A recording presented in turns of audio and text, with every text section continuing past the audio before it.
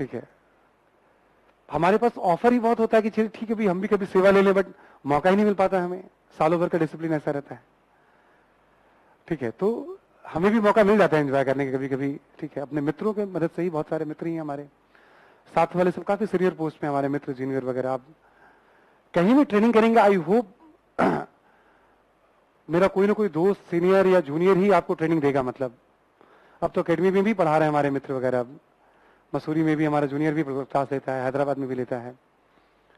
ठीक है, तो कोई ना कोई मिल ही जाएगा, मतलब जहां आप रहेंगे आप। ठीक है ना, 5 साल से मुझे याद है, अभी भुज में अभी एडिशनल कमिश्नर है संजय, 2013 से 17, 16 से 17 तक एज ए डायरेक्टर IRS को ट्रेनिंग देता रहा है संजय। मेरे पहले बैच के स्टूडेंट है वो संजय जो है। मतलब आप कितने स्टूडेंट्स उसने ट्रेनिंग दी हो, यही KMC का था, DU का, मतलब संजय हिस्ट्री से ही था।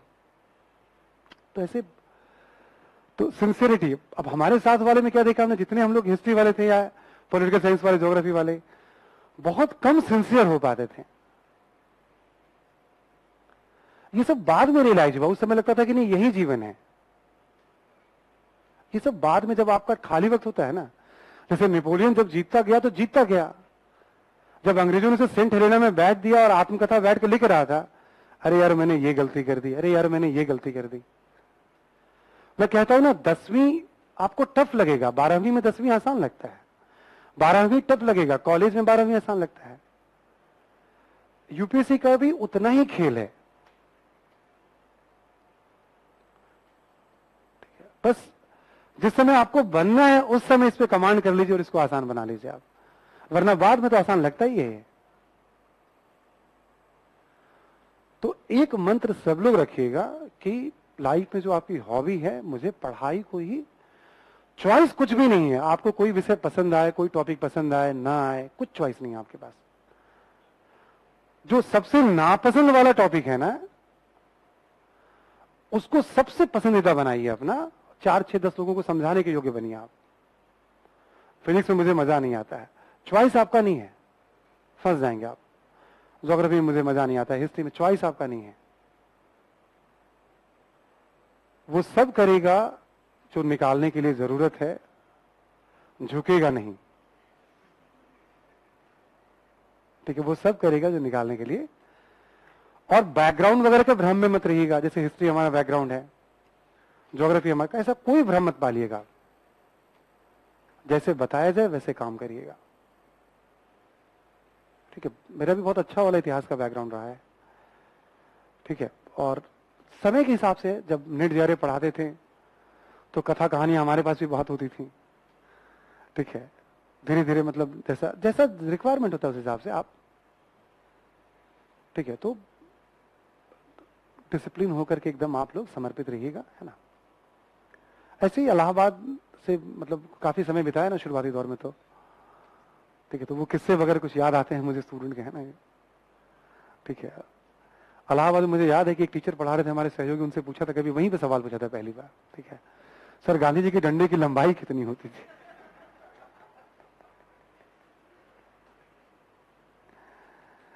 ठीक है, वो सवाल रिपीट हुआ था। जब हमने पहले से में प्लान था, हमने कहा नहीं, मुझे तो लंबाई से ज्यादा गोलाई भी मुझे पता है, डंडा बनाने वाले कारीगर का भी नाम पता है, किस लकड़ी का डंडा पड़ता था वो भी मुझे पता है, साल में कितनी बार डंडा बदलते थे वो भी मुझे पता है। ठीक है, तो स्टूडेंट चौंक गया था थोड़ा सा, सर को इतना पता है ना। अंतिम संस्कार में कितने लोग शामिल हुए थे गांधी जी के, है ना। जो अर्थी बनी थी उसको किसने बनाया था, मतलब, ठीक है ना। ठीक है, तो मैं तो इस तरह का ज्ञानी हूं, मतलब मुझे सब पता रहता है मुझे। आइए हम लोग बात कर रहे हैं, हाँ ओके, ठीक है, क्लास के एंड में मतलब मैं लेता हूं, जरा इसको बात करते हैं। हाँ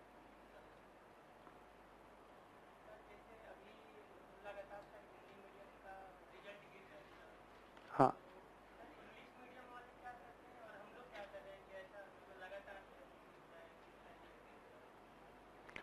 2 क्वेश्चन है, मैं तुरंत ब्रीफ कर ही देता हूं। एक क्वेश्चन है कि जैसे इंग्लिश मीडियम के रिजल्ट अच्छे होते हैं, क्या हमने कभी बात नहीं किया इस मुद्दे पे आपकी क्लास में? ऐसा हो सकता है क्या? बात ही नहीं की हमने कभी, 10-5 मिनट। एक सिंपल सा रीजन बताता हूं मैं आपको। 2013 सीसेट इंट्रोड्यूस होने के पहले, ठीक है, जैसे 10,000, 12,000, 13,000 प्रीलिम्स में जब रिजल्ट आते थे तो 3,000, 3,500, 4,000 हिंदी मीडियम के स्टूडेंट्स भी प्रीलिम्स में होते थे। आज 500, 600 स्टूडेंट्स मेंस देते हैं। जो सबसे बड़ा रीजन और महत्वपूर्ण रीजन है, ठीक है, पीटी में मीडियम का कोई बड़ा रोल नहीं है, इतना बड़ा रोल प्ले नहीं कर रहा है मीडियम पीटी में, टिकी तो मारना है।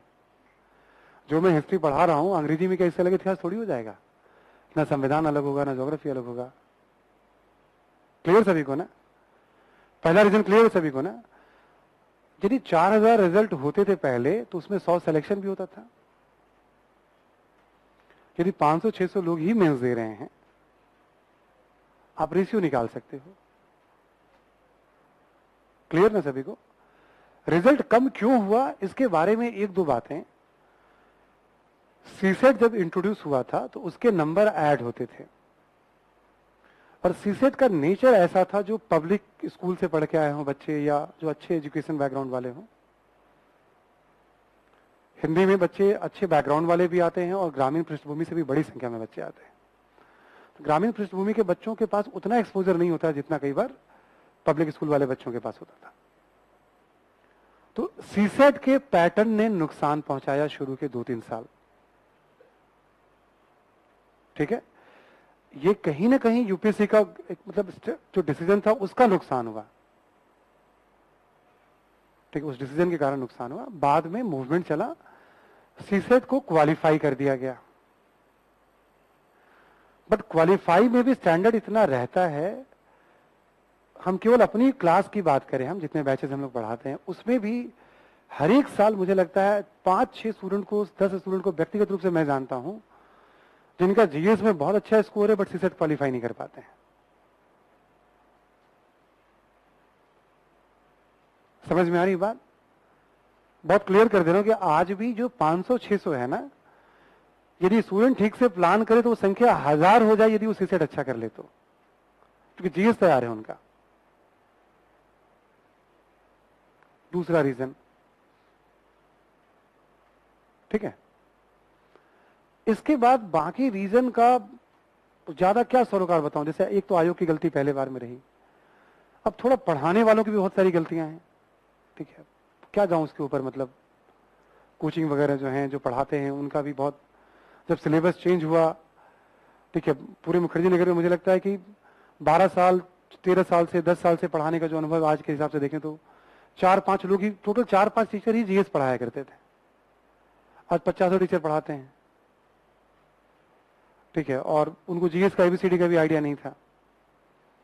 तो किस पे प्रयोग करेंगे? छात्रों पे प्रयोग करेंगे। पढ़ा पढ़ा के सीख रहे हैं वो अभी भी।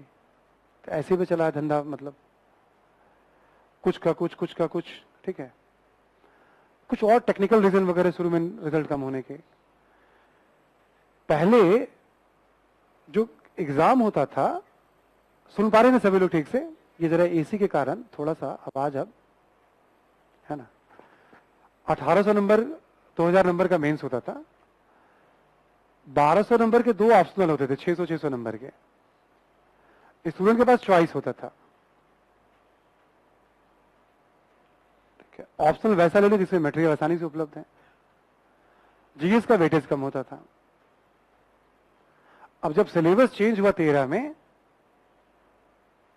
तो ऑप्शनल के 500 नंबर रह गए, वेटेज काफी कम हो गया, और जीएस के 1000 नंबर हो गए। तो ऑप्शनल को तैयार करना स्टूडेंट्स के लिए आसान होता था। और जैसे आमतौर पे क्या हुआ, कोई लिटरेचर उठा लिया, किसी ने गुजराती, किसी ने मराठी, किसी ने हिंदी, संस्कृत, पाली, कोई लिटरेचर उठा लिया, उर्दू, और एक हिस्ट्री, ज्योग्राफी, पॉलिटिकल साइंस, कोई हिस्ट्री मैक्सिमम लोग मतलब ले ही जाते थे उस समय। तो दोनों विषय पे कंटेंट मिल गया, 1200 नंबर तैयार हो गया। जीएस का रोल ज्यादा है नहीं, मतलब कोई मैथ लेके जाए कोई फर्क नहीं पड़ता, कोई कुछ भी सोशियोलॉजी ले, साइकोलॉजी ले, फर्क पड़ता था इसका। वो गेम भी चेंज हो गया, उसका भी एडवांटेज रहता था। कंटेंट का उतना बड़ा अंतर नहीं रहा है, और आज के डेट में पूरे इंडिया में कोई सा स्टूडेंट नहीं होगा जो विजन का कंटेंट यूज ना करता हो, और विजन का कोई ऐसा कंटेंट नहीं है जो हिंदी में अवेलेबल नहीं है।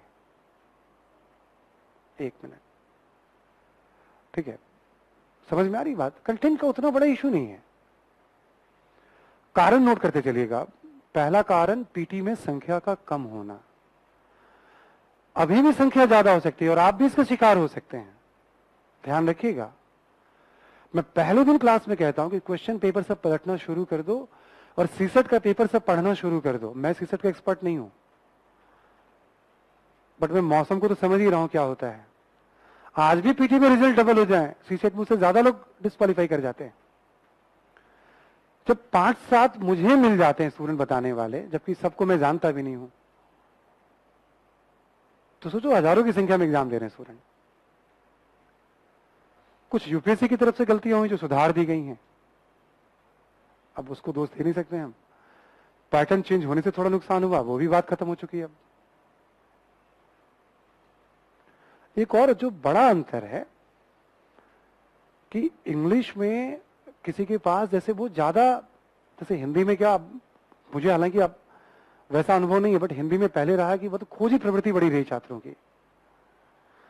इंग्लिश में क्या देखोगे आप, कोई भी टीचर पढ़ा रहा है, जैसे अपनी कोचिंग है, जो टीचर पढ़ा रहे हैं जान ही रहा हूं मैं, एक दो और कोचिंग है जो नई पुरानी है जिनको लोग जानते हैं, मैं जान ही रहा हूं जो पढ़ा रहा है उसमें।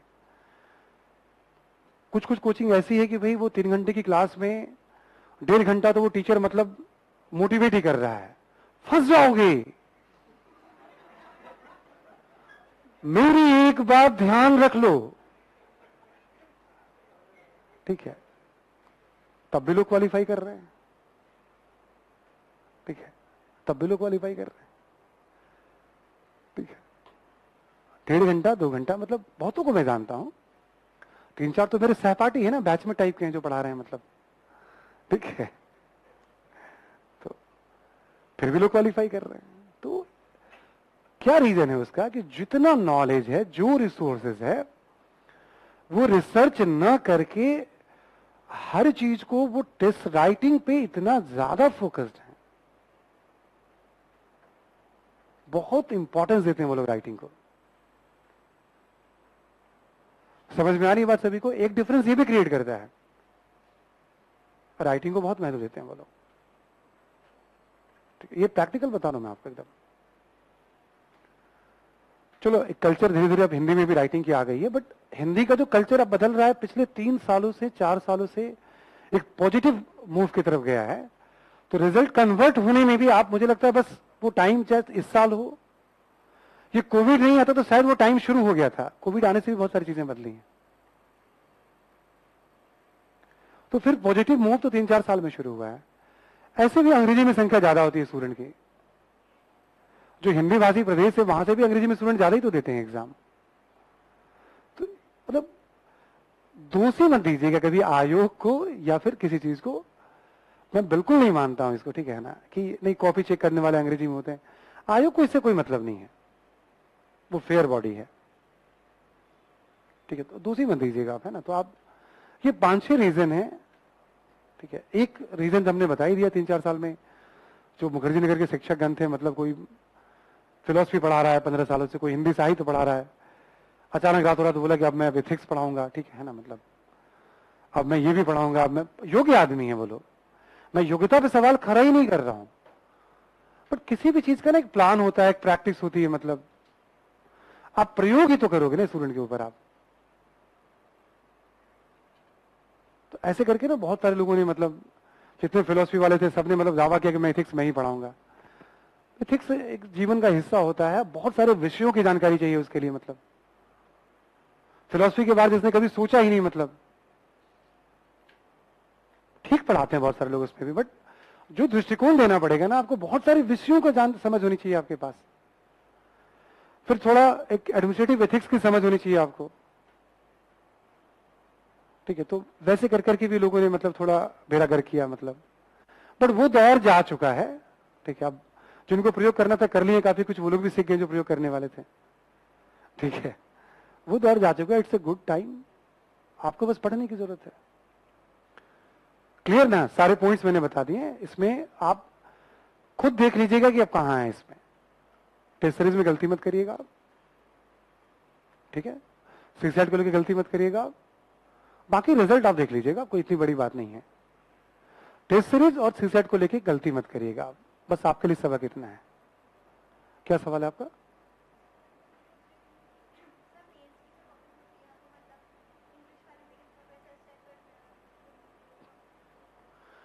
जो कॉपी चेक होती है अंग्रेजी वाले चेक करते हैं या हिंदी वाले? देखो अपने यहाँ एक अच्छी बात है कि अंग्रेजी हिंदी दोनों जानने वाले बहुत अच्छे लोग हैं, ठीक है।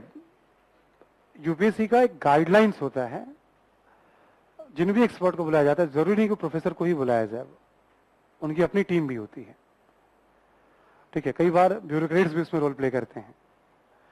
ब्यूरोक्रेट्स का नजरिया बहुत प्रैक्टिकल होता है, सीनियर ब्यूरोक्रेट्स भी रोल प्ले करते हैं। कोई बायसनेस नहीं होता उनके अंदर, एक भी पैसे का पूर्वाग्रह नहीं होता है, एकदम सरासर गलत होगा, ठीक है। इस तरह की धारणा बनाना इक्का दुक्का व्यक्तिगत स्वभाव है, वो अलग बात हो गई, बट ऐसा नहीं है। अभी बहुतों को मैं जानता हूं जीएस में बहुत अच्छे नंबर हैं, किसी कारण से नंबर नहीं आया उनको, है ना, और दूसरे विषयों में, इंटरव्यू में, ठीक है। इंटरव्यू भी एक चुनौती बन जाती है,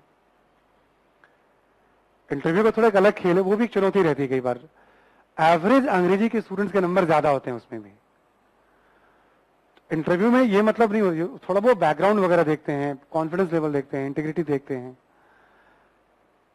उसमें भी गुमराह कराने का एक बहुत बड़ा कल्चर है यहाँ पे।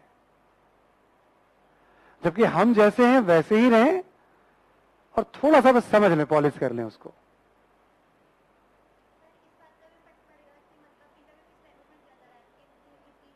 नहीं, ऐसा फर्क नहीं पड़ता हम इंटरव्यू किस लैंग्वेज में दे रहे हैं हम, ठीक है, ऐसा कोई फर्क नहीं पड़ता है।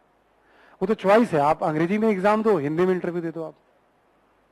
अब तो ये भी ऑप्शन है, हिंदी में एग्जाम दो, इंग्लिश में इंटरव्यू दे दो आप। देखो इंग्लिश क्या होता है, भाषा क्या होता है, सहज होती है।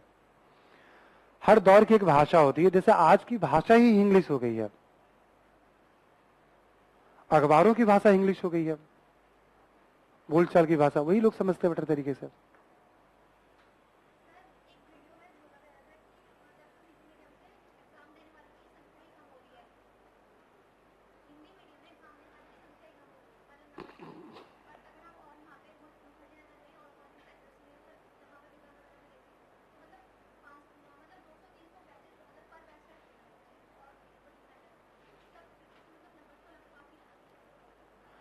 जैसे एक क्वेश्चन ये भी आया है जो कि डाउट्स है, ठीक है, कि हिंदी में एग्जाम देने वालों की संख्या बहुत कम हो रही है, केवल अफवाह है ये। हमें मोटे तौर पे मुखर्जी नगर का हमें आइडिया है, मतलब हालांकि मेरा ये एरिया नहीं है, मतलब कि मैं रिसर्च करूं कितने सुन आते हैं नहीं आते, बिल्कुल नहीं है, बट मुझे एकदम आइडिया है कि संख्या बढ़ रही है, घट नहीं रही है। ये एक तरह का अफवाह है, कारोबार करने के लिए लोग अलग अलग हथकंडे अपनाते हैं, ठीक है। कई बार क्या होता है, जो हिंदी में शिक्षक बहुत, जैसे मान लो कोई शिक्षक आया, ठीक है, पढ़ाना शुरू कर रहा है, वो थोड़ा अंग्रेजी भी जानता है वो, ठीक है, दो चार सवाल ज्यादा पूछ दोगे कभी उससे तो गुस्सा के अंग्रेजी में डांटना शुरू कर देगा आपको, ठीक है। वो बताना शुरू करेगा कि नहीं तुम, इसलिए तुम्हारा रिजल्ट नहीं होता है। वो बेसिकली कॉम्प्लेक्स होता है उसका। ऐसे से बड़े बड़े बैठे पड़े हैं मूर्ख हमारे सहयोगी, मतलब कॉम्प्लेक्स होता है उसका मतलब, ठीक है। बिल्कुल ऐसा नहीं है। मैंने आपको प्रैक्टिकल 3-4 रीजन बता दिए, आप खुद कैलकुलेट कर लो, इससे ज्यादा मेंस दे नहीं रहे हैं आप। जितना मेंस दे रहे हैं उससे ज्यादा तो लोगों पीटी क्वालिफाई करके भी नहीं हो रहा, सीसेट में फेल कर जा रहे हैं। संख्या बढ़े और ना हो तब ना रेशियो में। 3-4 साल से चीजें पॉजिटिव तरफ है, बस वो कन्वर्जन होने वाली बात है। बिल्कुल 100 के भीतर टॉप 50 के अंदर रिजल्ट आया और वो मूव फिर शुरू हो जाएगा आपका। हाँ, अब बोल लो।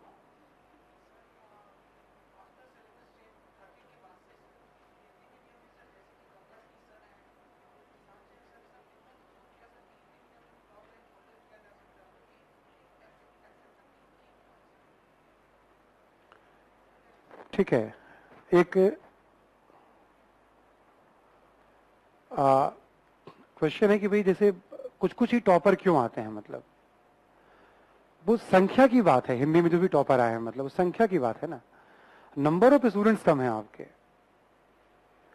ठीक है, तो रिजल्ट भी तो आपको वैसे ही दिखेंगे, नंबर ऑफ स्टूडेंट ज्यादा होंगे तो रिजल्ट भी आपको ज्यादा दिखेंगे आपको, ठीक है। हम लोग का जो दौर था उस समय मतलब सब हम देते थे एग्जाम, हमारे बाद वाले मतलब पीढ़ी में हम 11-12 तक हम बड़ी संख्या में लोगों को देखते रहे, हम 13 तक देखते रहे हम, वो तो पीटी की संख्या कम हुई है उससे फर्क पड़ गया आपका। अदरवाइज टॉप 100 में भी 5-5, 10-10, 12-12 ऐसे स्टूडेंट होते थे, टॉप 10 में होते थे, 20 में।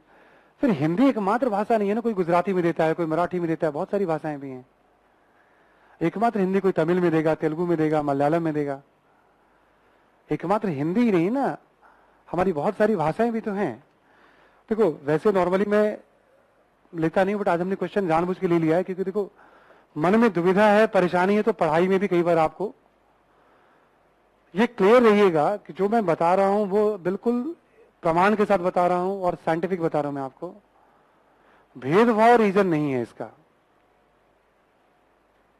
संख्या बढ़ेगी, रिजल्ट होगा आपका, आपका होगा, आप पीटी निकालिए। आप सीसेट पे नजर रखिएगा, वो बहुत बड़ा घातक रोल प्ले कर रहा है, वो डेंजर।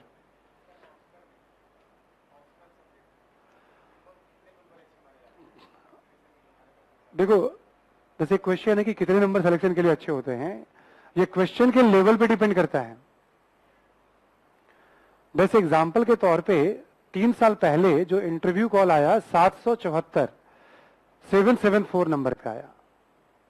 अब सोचो 1750 में 774 की क्या हैसियत है, 50% है क्या वो? 1750 का 50% कितना होगा?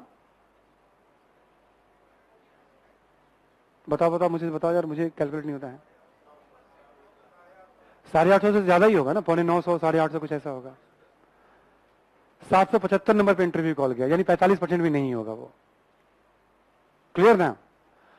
उसके बाद 751 नंबर पे इंटरव्यू कॉल गया जनरल का। उसके बाद अभी जो लास्ट, अभी ये वाला नहीं, इसके पहले जो इंटरव्यू कॉल गया 736 नंबर पे या 35 नंबर पे गया, घटते ही जा रहे हैं। अब 736 नंबर पे इंटरव्यू कॉल, 500 नंबर का आपका ऑप्शनल है, यदि आपको 250 नंबर भी आ गए ना ऑप्शनल में, तो वो आपको इंटरव्यू तो हिला के जा ही रहा है ना ऑप्शनल आपका। 270 नंबर आ गए तो वो तो आपको रैंक वाला नंबर हो गया आपका। समझ में आ रही बात? ये सब्जेक्टिव होता है कितने नंबर, ये आपके हाथ में नहीं होता है, ऐसा सोचना भी गलत होता है।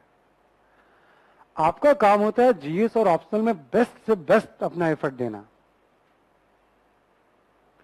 क्वेश्चन के लेवल से तय होता है, यूपीएससी की पॉलिसी से तय होता है, मार्किंग पैटर्न होता है। पिछले 2-3 वर्षों से यूपीएससी की पुरजोर कोशिश है कि ऑप्शनल को बहुत स्ट्रिक्ट करें, ज्यादा नंबर ना दें। कुछ साल पहले कुछ लोगों ने यूट्यूब पे गुमराह फैला दी कि भाई मेरा विषय ले लो, नंबर बहुत आते हैं, बन जाओगे। पता चला 500 में 400 लोगों ने इस विषय से नंबर दिया। किसी दो को नंबर ज्यादा आ गए, 398 को नंबर नहीं, वो बताता ही 398 को नंबर नहीं आए। जिसको नंबर नहीं है वो नहीं बताएगा, जिसको नंबर है वो दिखाएगा देखो नंबर बहुत आया है। मेरा मानना है हर विषय में नंबर आते हैं, आप रिक्वायरमेंट को पूरा करिए। आप उस रिक्वायरमेंट को पूरा करिए जो पूछा जा रहा है। यूपीएससी की पॉलिसी जरूर होती है कि अपर लिमिट एक तय करते हैं कई बार वो लोग। यूपीएससी नहीं चाहती है कि ऑप्शनल के दम पे किसी का सिलेक्शन हो, क्योंकि उसका जो एजेंडा है लेवल प्लेइंग फील्ड, वो उससे डिफीट हो जाता है।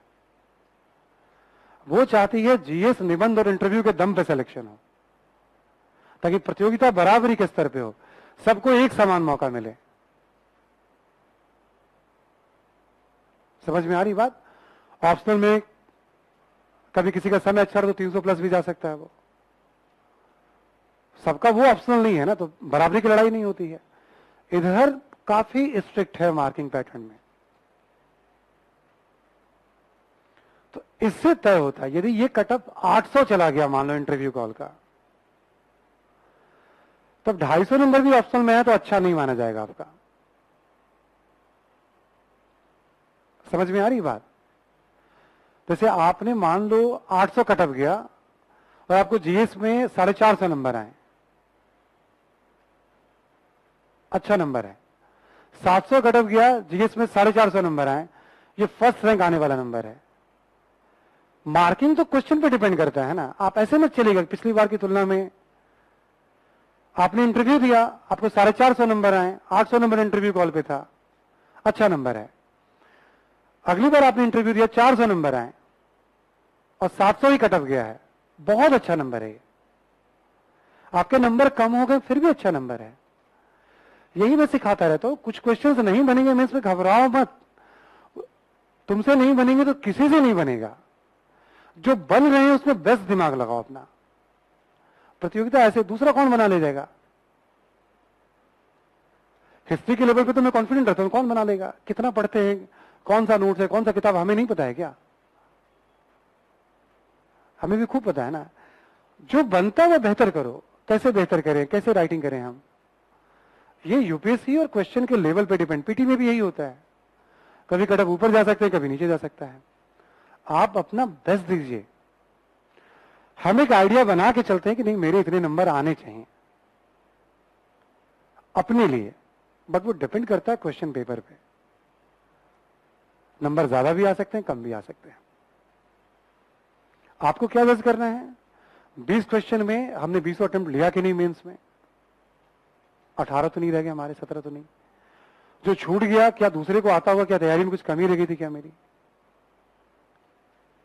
ठीक है। और छोटी छोटी बातें, टाइम मैनेजमेंट कैसा रहा, सब अपना। हमने जो सोचा हमने परफॉर्म किया या नहीं, ये आपका टारगेट होना चाहिए। इसलिए कभी नंबर का कोई खेल ऐसा नहीं है। मतलब क्लियर है ना सभी को? इस झांसे में मत रहिएगा, सारे विषय में नंबर आते हैं। हिंदी में फर्क ये पड़ता है, कुछ विषय जैसे कोई भी लिटरेचर हो, फिलॉसफी हो, और खास करके इतिहास की बात करें हम, इसमें सारे कंटेंट मटेरियल बहुत आसानी से उपलब्ध हैं। आप बिना कोचिंग के भी कर सकते हैं। कोचिंग में भी बहुत सारे विकल्प हैं, केवल प्रचार प्रसार पे मत जाइएगा, जो आपको टाइम दे सके। ठीक है, प्रचार प्रसार वाले भी अच्छे हैं, बिना प्रचार प्रसार वाले भी, जो आपको टाइम दे सके, सब ठीक है। क्यों मैं कह रहा हूं इन विषयों की बात? इसमें मटेरियल और इतना उपलब्ध है कि आप इसके बियॉन्ड भी अच्छा कर सकते हैं आप, बट थोड़ी बहुत मटेरियल की इशू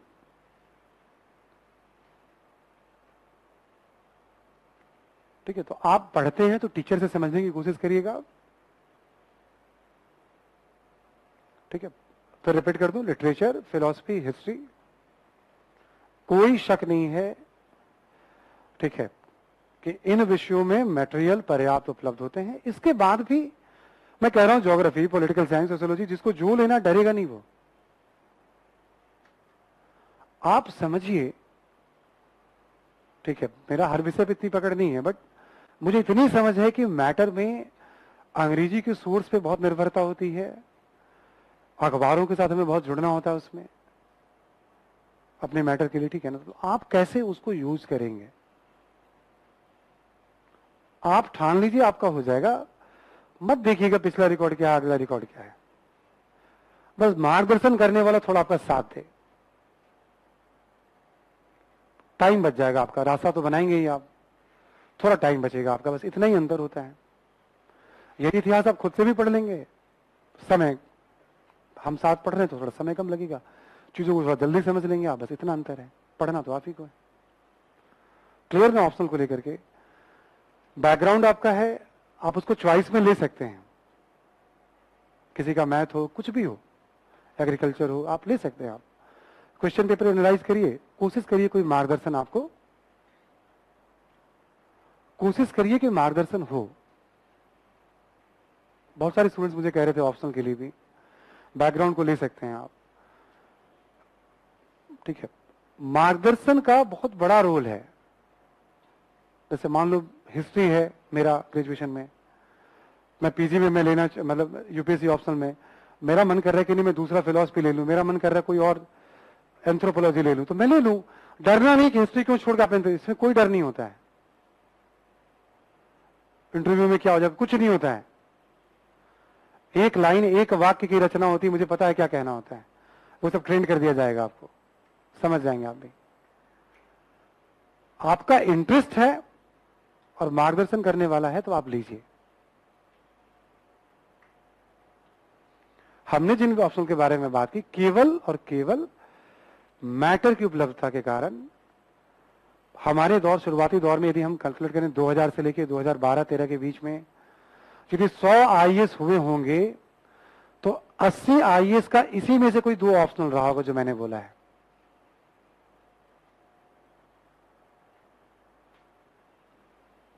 वो सब मेरे पास रिकॉर्ड है, इनमें से ही कुछ ना कुछ रहा है उनका। और ऐसा नहीं कि इतिहास देने पे सबको नंबर आ जाते हैं, हिंदी फिलोसफी सबको नहीं, बहुत नंबर अधिकांशता को नहीं आते हैं क्योंकि वो रिक्वायरमेंट पूरा नहीं कर रहा होता है। इस भ्रम में मत रहिएगा कि ये विषय लेने से, हाँ एक और भ्रम मत पालिएगा, ये विषय छोटा होता है, ये विषय बड़ा होता है।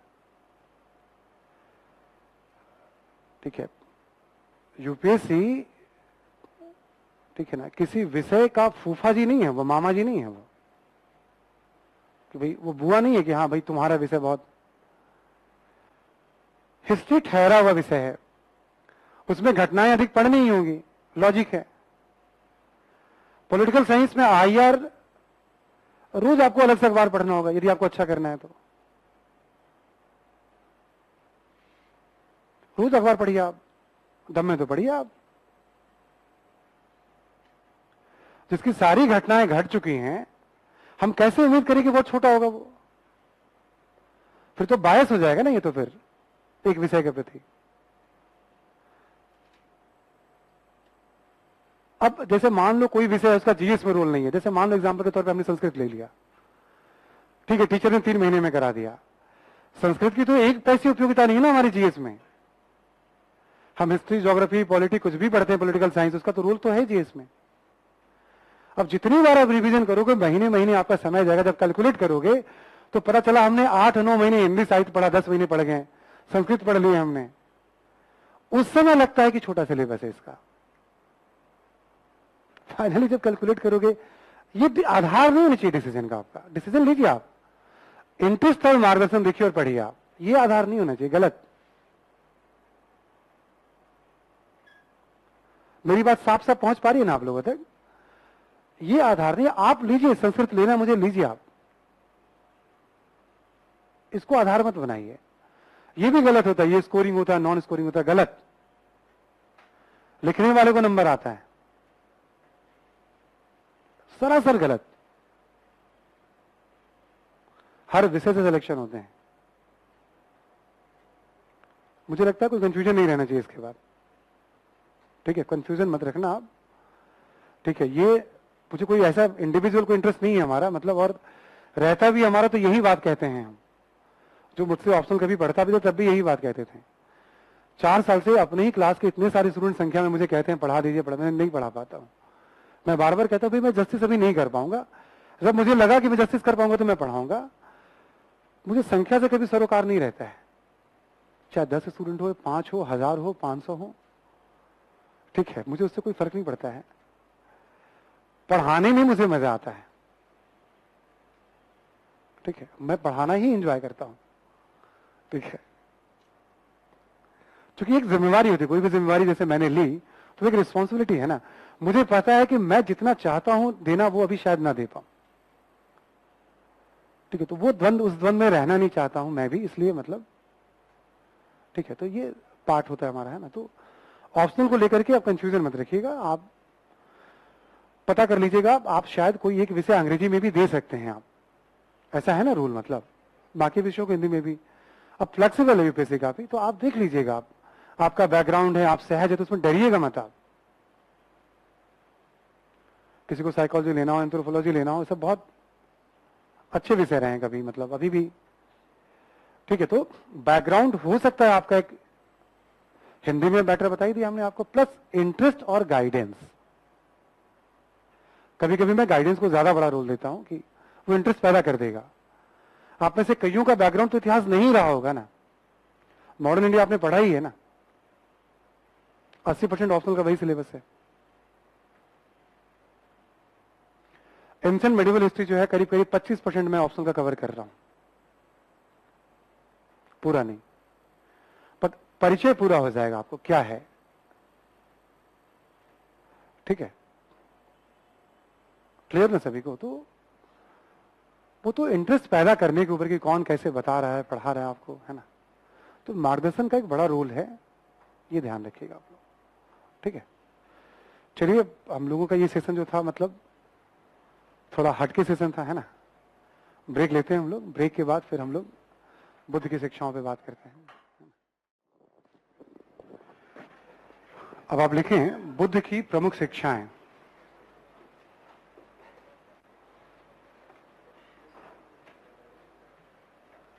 बुद्ध की प्रमुख शिक्षाएं। पहला पॉइंट लिखें इसमें आप कि बुद्ध की शिक्षाओं का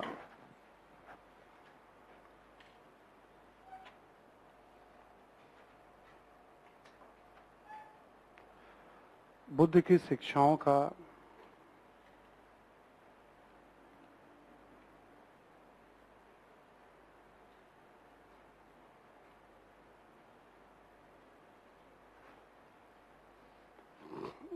का प्रमुख लक्ष्य है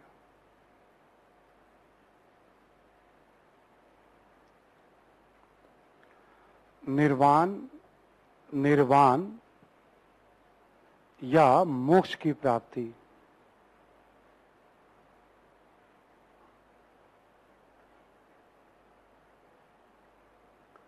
निर्वाण या मोक्ष की प्राप्ति, इसी में लिखें बौद्ध धर्म में निर्वाण से आशय है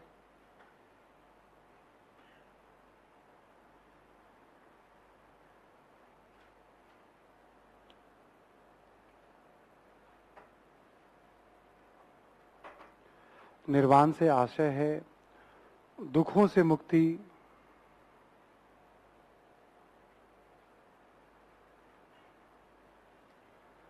कौमा संसार में आवागमन से मुक्ति,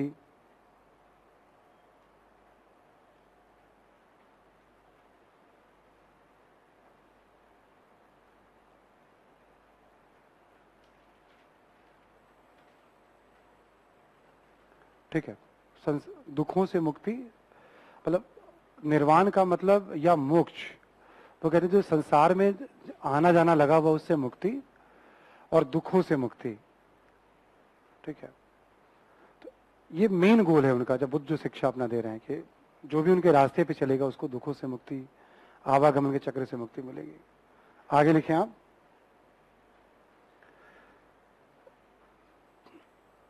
बौद्ध धर्म में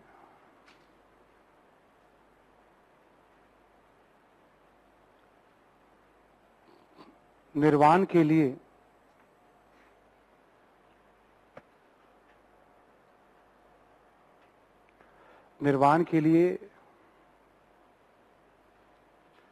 बौद्ध धर्म में निर्वाण करिएगा। बौद्ध धर्म में निर्वाण जीवन में संभव है, इसी जीवन में संभव है।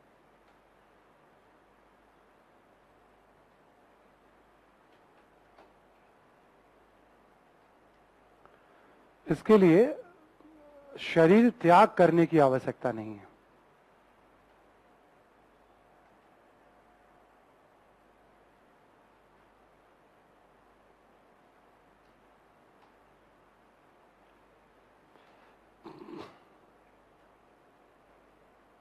ठीक है, शरीर त्याग करने की आवश्यकता नहीं, यानी उनके बताए हुए रास्ते पे चलेंगे तो जीवन काल में ही संभव है कि आप उस चक्र से मुक्त हो जाएं। अच्छा, जो शरीर त्याग होता है बौद्ध धर्म में, जो बौद्ध भिक्षु वगैरह शरीर त्याग करते थे, जो इनलाइटेंड होते थे, है ना, जिनको ज्ञान की प्राप्ति होती थी, उनके लिए परिनिर्वाण शब्द का प्रयोग, निर्वाण हो गया मोक्ष, परिनिर्वाण हो गया शरीर त्याग, और महापरिनिर्वाण बुद्ध के लिए यूज किया गया है। ठीक है, महापरिनिर्वाण बुद्ध के लिए यूज किया गया है। अब ये कैसे संभव है? ठीक है, 4 आर्य सत्य से। अगला पॉइंट लिखें आप, 4 आर्य सत्य।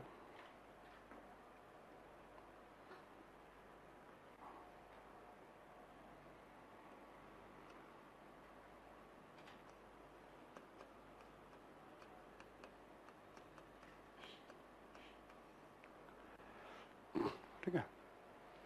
4 नोबल ट्रुथ है, 4 आर्य सत्य है। जो बुद्ध को ज्ञान की प्राप्ति हुई थी ना, उसका सार यही है। जो 7 सप्ताह तक ध्यान में बैठे थे, जो ठीक है, तो ये कैसे संभव है? तो कहते हैं आचरण, 4 रास्ते, मतलब चीजों को समझा रहे हैं, बता रहे हैं। लिखें 4 आर्य सत्य के बारे में। पहला लिखें आप, संसार में दुख ही दुख है।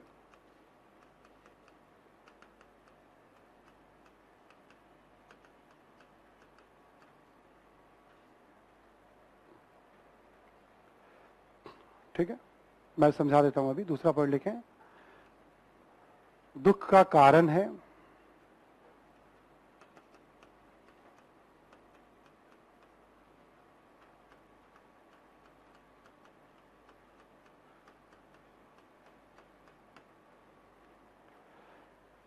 दुख का कारण है तृष्णा, लालसा या इच्छा, डिजायर। ठीक है,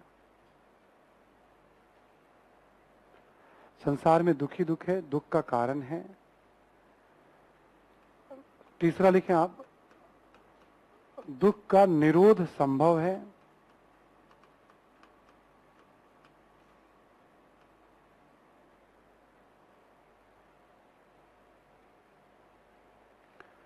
यानी दुखों से मुक्ति संभव है। ठीक है, और चौथा लिखें आप, दुख निरोध की ओर ले जाने वाला मार्ग।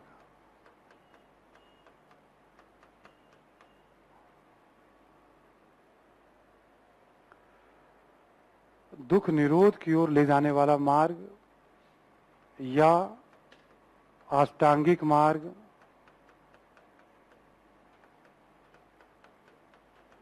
या मध्यम मार्ग।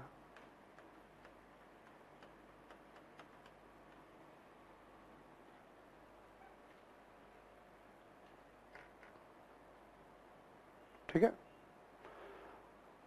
दुख निरोध की ओर ले जाने वाला मार्ग, उसी को अष्टांगिक मार्ग भी कहा गया है, उसी को मध्यम मार्ग भी कहा गया है। जैसे अष्टांगिक मार्ग का संबंध किससे है? तो बौद्ध धर्म से है, चौथे आर्य सत्य से है ना। ऐसे करके मतलब क्वेश्चन ऑब्जेक्टिव में आ सकते हैं। ठीक है, बुद्ध कहते हैं संसार में दुख ही दुख है। वो कहते हैं दुनिया में आना दुख है, दुनिया से जाना दुख है। ठीक है, जिसको आप पसंद नहीं करते हैं वो बगल में आके बैठ जाए। बुद्ध ने नहीं कहा, मैं कह रहा हूं। ठीक है ना, ठीक है। कहने का मतलब कहते हैं अप्रिय से मिलना दुख है, प्रिय से बिछड़ना दुख है। भाई आप जिसको पसंद नहीं करते हो मिल गया तब आप दुखी हैं, किसको पसंद करते हो बिछड़ गया तब आप दुखी हैं। वो कहते हैं इस दुनिया में आना ही दुख है। आप इसको अपनी तैयारी पे भी देख सकते हैं, मतलब ठीक है कि भाई चीजें समझ में आ जाए तो चिंता ये होती है कि अब और अभी बहुत करना, उसके लिए परेशान हो जाते हैं। नहीं समझ में आए तो परेशान होते हैं। पीटी निकल गया तो मेंस के लिए परेशान है, नहीं निकला तो फिर पीटी के लिए परेशान है, मेंस निकल गया तो इंटरव्यू के लिए परेशान। बुद्ध कहते हैं कुछ ना कुछ डिजायर लगा रहता है। इंटरव्यू हो गया तो नौकरी के लिए परेशान, नौकरी हो गई तो रैंक के लिए परेशान, दूसरा रैंक आया तो पहला क्यों नहीं आया। पूरा जीवन इसी बात पे निकल जाएगा अफसोस में। बुद्ध कहते हैं उन्होंने कहा या नहीं कहा, बट उनका दृष्टिकोण यही है। जीवन के अंतिम समय तक सेकंड रैंक में क्यों, फर्स्ट क्यों नहीं आया मुझे। ठीक है, वो भी ठीक रहा तो कैडर को लेकर परेशान, कैडर भी ठीक रहा तो पोस्टिंग को लेकर परेशान, ठीक रहा तो शादी को लेकर परेशान। मतलब वो कहते हैं जीवन में कुछ ना कुछ, मतलब उनका कहना है कि हमेशा आप कुछ ना कुछ डिजायर, मतलब आ गए हैं तो डिजायर तो है ही।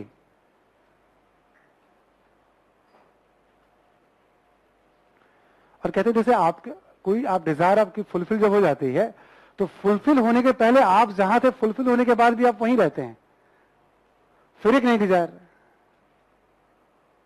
उस प्रक्रिया में जो आनंद आता है बस वो आनंद है।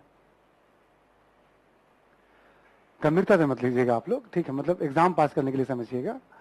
तो कहते हैं संसार में दुख ही दुख है, दुख का कारण है, कोई डिजायर की बात कर रहे हो। कहते जब कारण पता है तो उसका निदान भी होगा, कि डिजायर कैसे आता है, कैसे उमड़ता, उसे रोकना पड़ेगा डिजायर को। और उसी डिजायर को रोकने के लिए उन्होंने 8 रास्ते बताए। सम्यक दृष्टि, सम्यक संकल्प, सम्यक वचन, सम्यक कर्म, सम्यक आजीव, सम्यक स्मृति, सम्यक व्यायाम, सम्यक समाधि। कैसे आचरण करना चाहिए, ये आचरण के नियम हैं। यदि कोई इसको समझ ले तो फिर उसको न तो कोई धर्म ग्रंथ की जरूरत है, न पुरोहित की जरूरत है, न पूजा पाठ की जरूरत है, न मंत्र की जरूरत है। ये सारी चीजें समाज में प्रचलित थी। उन्होंने कहा बस इस आचरण, इस रास्ते पर चलने की जरूरत है। ठीक है, तो बुद्ध की शिक्षा का जो सबसे प्रमुख है, जो केंद्र है, वो है 4 आर्य। बोलते एकदम अटल सत्य है ये। ठीक है, और कहते हैं आचरण करो। क्योंकि 8 बातें बताई हैं तो अष्टांगिक मार्ग है, और यहीं पे वो मध्यम मार्ग की बात करते हैं। उनके जीवन का अपना अनुभव था, उन्होंने एक्सट्रीम तपस्या करके भी देख लिया, शरीर जर्जर हो गया, कुछ मिला नहीं उन्हें, और सुख सुविधाओं का जीवन तो वो जी करके आए ही थे वो। तो वहीं पे कहते हैं मध्यम मार्ग की बात वो हमेशा करते हैं। उनकी जो मध्यम मार्ग की फिलॉसफी है ना, वो जीवन के अलग अलग क्षेत्र में बहुत ज्यादा उपयोगी है। मॉडरेशन में कोई काम,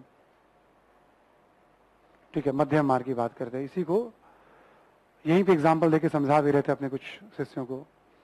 बीना के तार को इतना मत ऐठो कि वो टूट जाए, और उसे इतना ढीला भी मत छोड़ो कि उससे आवाज ही ना निकले। ठीक है, 2 अतियों से बचना चाहिए, उपदेश देके कह रहे थे वो। एक्सट्रीम अति मतलब सुख सुविधाओं का जीवन, और बहुत अभाव, अति अभाव का जीवन। अब ये जो आचरण होगा, चूंकि 2 तरह का लोग हैं समाज में, एक तरह जो पूरी तरह से भिक्षु हैं, और एक जो गृहस्थ जीवन जीते हैं। दोनों के लिए नियम में अंतर होगा। वो कहते हैं गृहस्थ जीवन जीते हुए भी आप मोक्ष को प्राप्त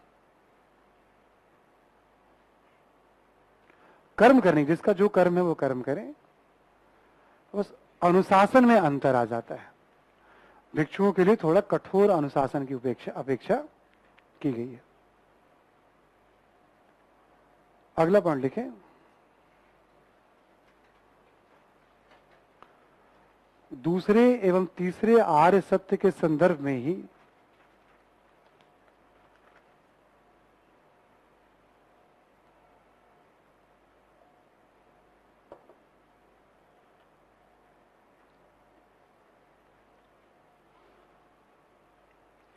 आर्य सत्य के संदर्भ में ही बुद्ध ने प्रतीत्य समुत्पाद,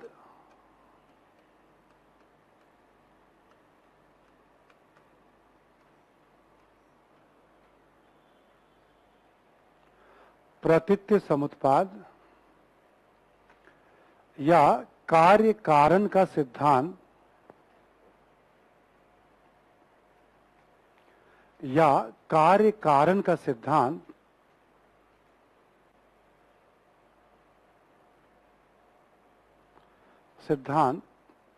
प्रस्तुत किया।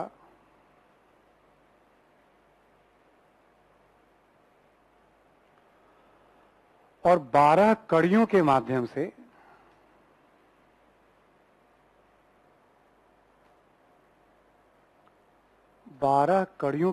से संसार में आवागमन के चक्र को समझाया।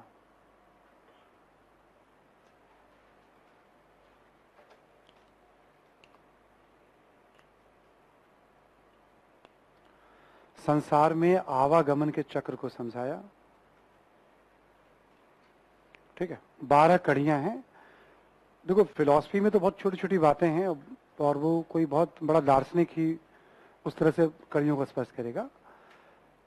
मोटी मोटी बातें क्या है जीवन के संदर्भ में हम बात कर रहे हैं। हम अविद्या, संस्कार, विज्ञान, नाम रूप, छह आयतन, स्पर्श, वेदना, संज्ञा, ऐसे करके 12 कड़ियों की बात कर रहे हैं। वो एक होता है तो दूसरा होता है। बस इसमें एक लिख लें आप पॉइंट कि अविद्या या अज्ञानता के कारण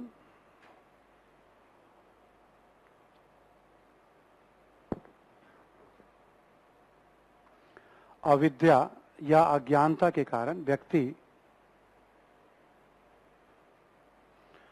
आवागमन के चक्र में फंसा रहता है।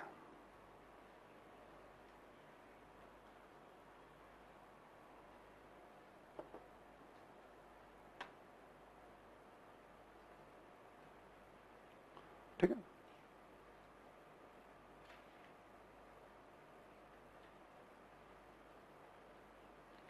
अविद्या या अज्ञानता के कारण व्यक्ति जो है आवागमन के चक्र में फंसा रहता है। ठीक है, जैसे डिजायर कहते हैं कि वो अज्ञानता के कारण आता है। जब आप समझ जाएंगे जीवन को लेकर के आप, ठीक है, थोड़ा मुश्किल काम है हम जैसे आप जैसे लोगों के लिए, बट वो बता ऐसा ही रहे हैं। वो हम लोग तो भाई भौतिक सुखों की तरफ बढ़ रहे हैं ना, हम चाहते हैं मतलब जीवन शांति में हो, सुख सुविधा से युक्त हो, कुछ अच्छे गोल मिल जाए लाइफ में जिससे हम काम कर पाए जीवन में। हम आईएएस आप बनेंगे तो आपके पास काम करने की बहुत सारी अपॉर्चुनिटी खुल जाती है। उसमें बहुत सारे काम होते हैं, पावर होता है, अथॉरिटी होती है आपके पास काम करने के लिए, है ना। अगला पॉइंट लिखें, बुद्ध आत्मा को नहीं मानते थे। आत्मा, लेकिन पुनर्जन्म को मानते थे।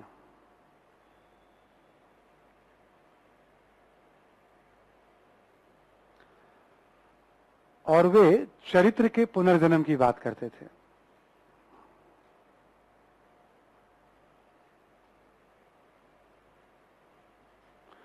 चरित्र के पुनर्जन्म की बात करते थे।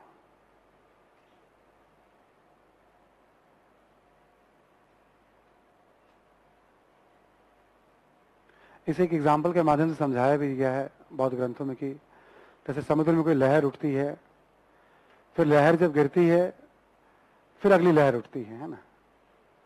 तो लहर गिर गई तो फिर वो नई लहर है वो, बट उसका आधार पुरानी लहर ने तैयार किया है। ठीक है वो नई लहर। तो कहते हैं कि भाई आत्मा जैसी कोई चीज होती नहीं, कहते हैं मतलब, बट हम जो कर्म करते हैं, कार्य करते हैं, उसका शायद कोई एक इंप्रेशन वगैरह बनता है, वो फिर वो किसी न किसी रूप में दोबारा वो जन्म। ठीक है, तो चरित्र के पुनर्जन्म की बात करते हैं। अगला पॉइंट लिखें, बुद्ध ईश्वर को भी नहीं मानते थे।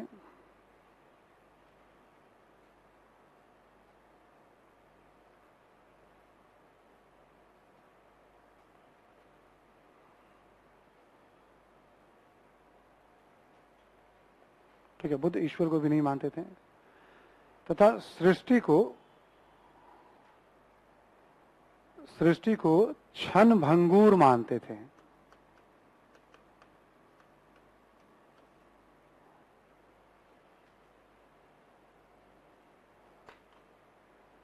उन्होंने कहते हैं लगातार क्षय हो रहा है, मतलब इसका क्षण भंगुर मानते थे वो।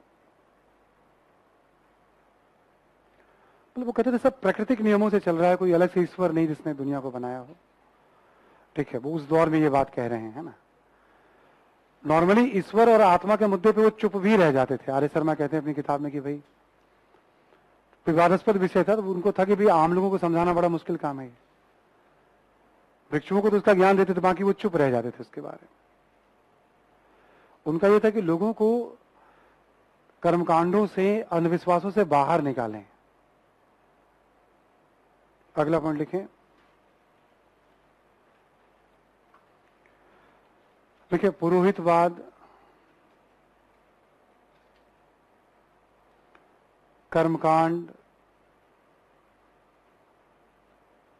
अंधविश्वास,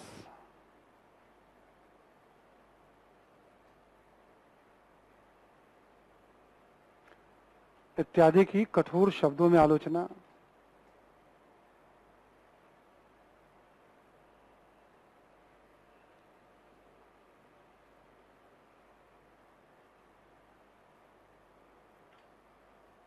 ठीक है। कहते थे किसी को मोक्ष के लिए, मुक्ति के लिए पुरोहित की जरूरत नहीं है, पूजा पाठ कुछ भी करने की, बस अच्छे आचरण की जरूरत है। एक कहावत आपने सुनी होगी, मन चंगा तो कटौती में गंगा। मन यदि स्वच्छ है तो आपको फिर गंगा स्नान की जरूरत, दोनों तरह के दृष्टिकोण है ना। स्नान का अपना महत्व होता है ना, मतलब उस बात का भी महत्व है। तो ये दृष्टिकोण बुद्ध लेकर के चल रहे हैं कि भाई इसकी कोई जरूरत नहीं है।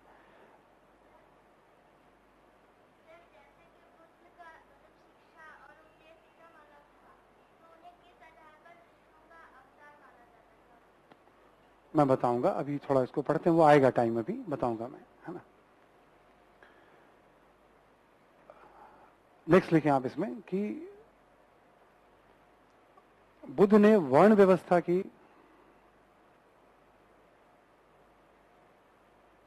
ब्रैकेट में लिखेंगे जन्म आधारित,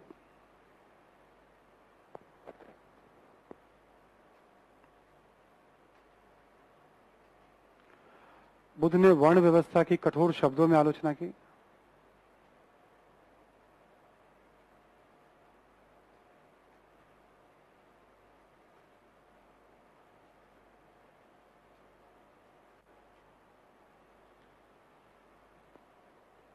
आलोचना की, लिखे बौद्ध संघ में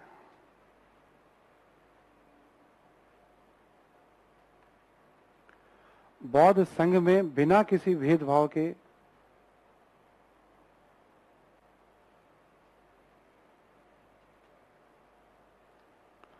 समाज का कोई भी वर्ण शामिल हो सकता था।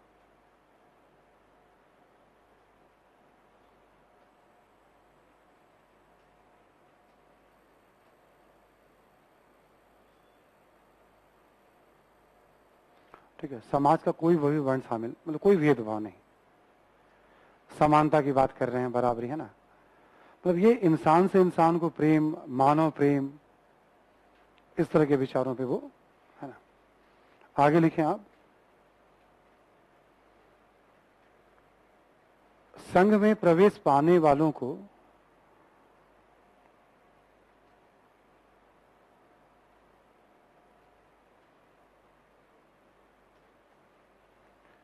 अधिक अनुशासित जीवन जीना होता था।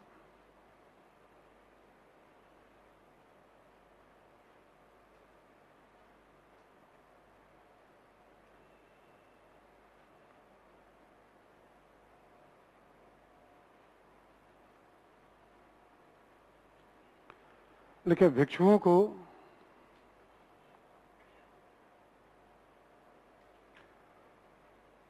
आचरण संबंधी 10 नियमों का पालन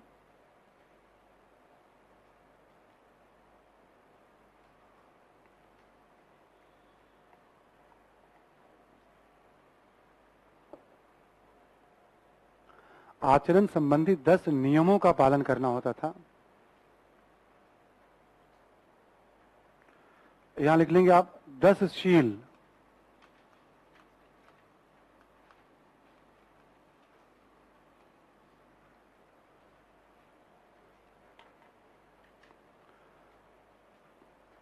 इसमें थोड़े डिसिप्लिन थे कि नमक को कैसे खाना है, दोपहर के बाद खाना नहीं खाना है, किस तरह के बिस्तर पे सोना है, मद्यपान वगैरह नहीं लेना है, नृत्य संगीत वगैरह में रुचि नहीं लेना है, सोना चांदी ग्रहण नहीं करना है, ऐसे करके 10 सील।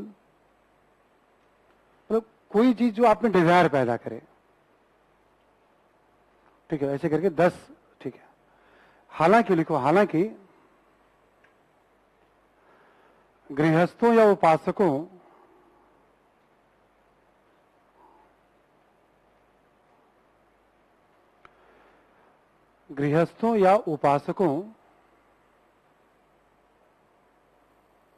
को पंचशील पर आचरण करने को कहा। पंचशील, ये लिख लें आप। अहिंसा,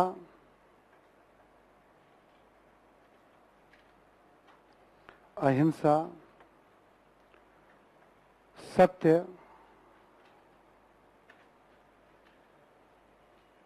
अहिंसा, सत्य, अस्तेय,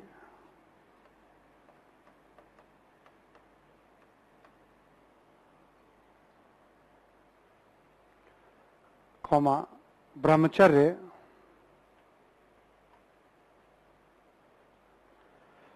एवं नशा नहीं करना।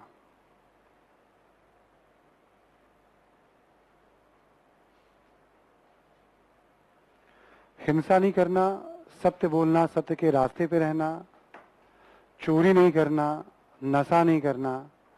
और ब्रह्मचर्य का उनका आशय ये था कि यहाँ पे गृहस्थों के लिए कि भाई जो शादी हो गई उस ईमानदारी से उस जीवन का निर्वाह करना। भिक्षुओं के लिए था कि भाई शादीशुदा वाला जीवन नहीं। भिक्षुओं के लिए कठोर अनुशासन था उसमें। गृहस्थों के लिए था कि नहीं, जो वैवाहिक जीवन है उसके प्रति ही पूरे समर्पण भाव से आप निर्वाह करें आप। ठीक है। 5, तो ये भिक्षुओं के लिए भी था, गृहस्थों के लिए भी था। भिक्षुओं के लिए कठोरता पूर्वक पालन, गृहस्थों के लिए थोड़ी उदारता पूर्वक। बाकी 5 और जैसे हमने बताया कि भाई बिस्तर कैसा होना चाहिए, सोना चांदी कैसा होना चाहिए। अब जैसे गृहस्थ को तो अपरिग्रह संग्रह तो करना ही पड़ेगा, धन संचय। ठीक है। गृहस्थ जीवन में तो कहते थे कि नहीं, वो उसके बिना संभव नहीं है, बस उतना जिससे जरूरतें पूरी हो आपकी, मतलब। ठीक है। तो पंचशील की बात आगे लिखें आप। बुद्ध ने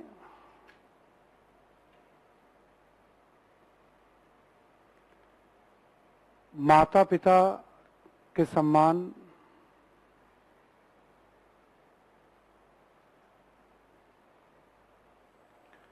कौमा साधु संतों को सम्मान,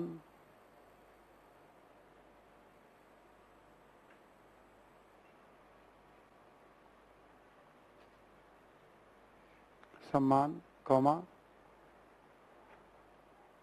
गरीबों पर दया,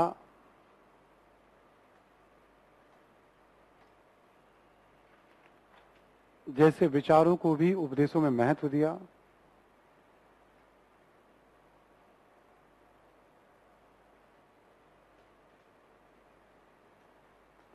महत्व दिया।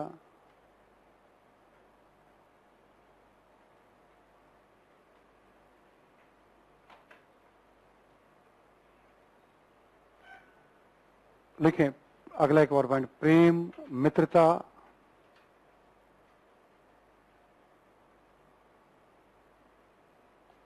करुणा, आनंद इत्यादि को भी जीवन में उतारने पर बल दिया।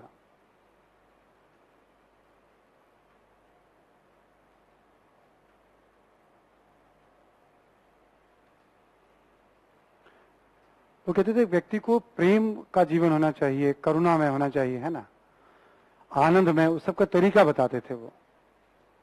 मित्रता, सहयोग, इन सब की बात करते थे वो, एक इंसान को। ठीक है। एक और ध्यान रखिएगा, बुद्ध ने वेदों को अपौरुषेय नहीं माना था। लिख लीजिए आप नोट करके। बुद्ध ने वेदों को अपौरुषेय नहीं माना।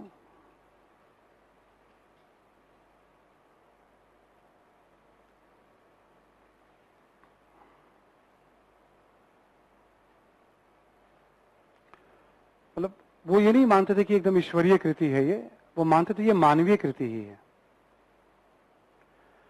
एक और लिखें आप नोट में ही,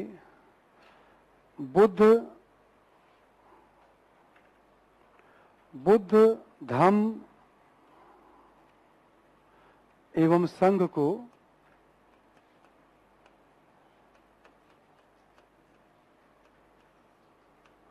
बौद्ध धर्म में त्रिरत्न कहा गया है।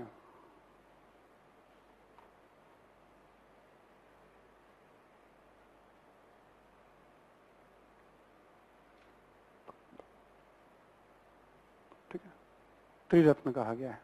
ठीक है, तो ये इसमें आप देखोगे वो ईश्वर की बात, आत्मा की बात, पूजा पाठ, पशु बलि, ये सब को एक तरफ कर दिया उन्होंने। केवल आचरण, पूरा का पूरा क्या है इनका, आचरण पे बल है, अच्छे आचरण पे, संतुलित आचरण पे और सजग होकर जीवन जीने पे बल है। कुछ की जरूरत नहीं है जो इनकी शिक्षा का सार है। बस आप, किसी की जरूरत नहीं है, बस आप इन बातों पे अमल करिए। लेकिन हाँ, कोई ना कोई बताएगा, समझाएगा, उसकी जरूरत तो पड़ेगी। ठीक है, क्वेश्चन लिख लीजिए आप यहां पे।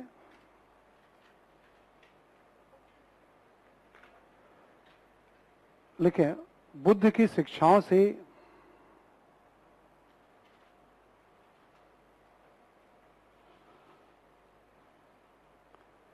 बुद्ध की शिक्षाओं से एक प्रशासक को क्या सीखना चाहिए?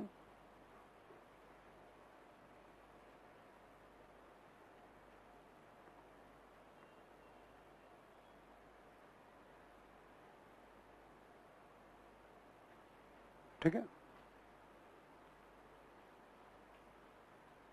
एक और क्वेश्चन लिख लीजिए आप। वर्तमान भारत या विश्व के समक्ष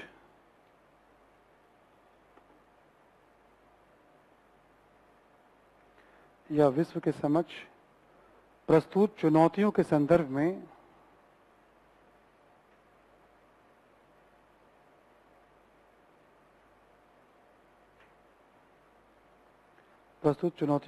में बुद्ध की शिक्षा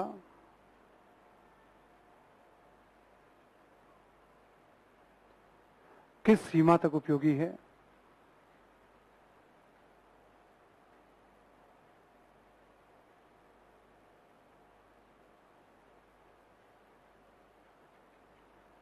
ठीक है, प्रारंभिक परीक्षा में प्रतित समुत्पाद क्या है, या बुद्ध की शिक्षा के संदर्भ में निम्नलिखित कथनों पर विचार करें, 4 आर्य सत्य, धर्म चक्र प्रवर्तन, ऐसे करके आपसे त्रिरत्न क्या है, मतलब सरल सरल बातें ही हैं, या क्या किस तरह की बात रख रहे हैं। मुख्य परीक्षा में भी चूंकि उनके उपदेश क्या है, जब हम पढ़ रहे हैं, मैं ज्ञानवान व्यक्ति, तो उनके उपदेश को समझे एक बार हम कि भाई कर्मकांडों, अंधविश्वास, इन सब से मुक्त एक बेहतर आचरण वाले जीवन की बात वो कर रहे हैं। लेकिन आप बौद्ध धर्म की लोकप्रियता के कारण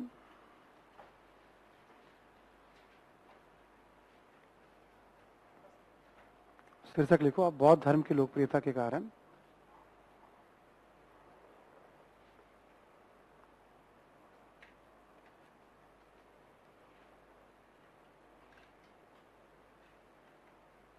ठीक है, लोकप्रियता के कारण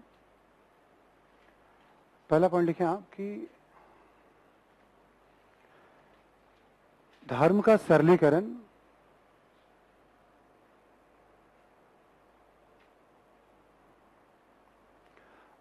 सरलीकरण अर्थात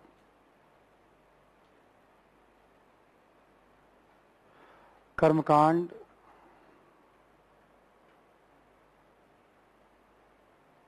एवं पूजा पाठ की पद्धति से मुक्त होकर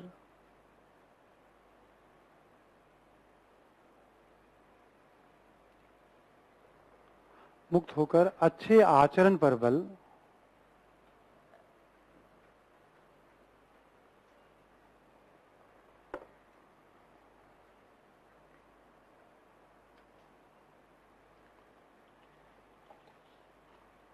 ठीक है। तो इन्होंने चूंकि खूब प्रचार प्रसार किया उसका, और ठीक है, तो संख्या भी फॉलोअर्स की बढ़ती चली गई। कुछ नहीं करना है आपको, बस अच्छे आचरण पे अमल, ठीक है। उसके लिए कुछ अभ्यास वगैरह भी बताते थे वो। तो एक तो था धर्म का सरलीकरण, दूसरा लिखो आप आम लोगों की भाषा में उपदेश,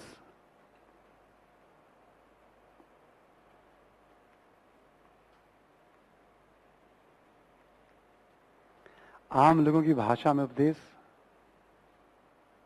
ठीक है। तीसरा लिखो आप भौतिक परिवर्तनों के अनुकूल उपदेश,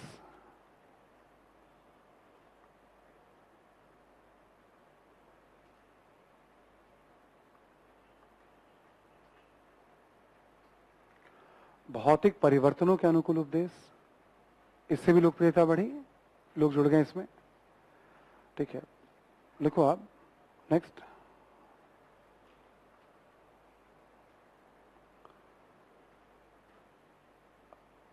समानता संबंधी उपदेशों के कारण भी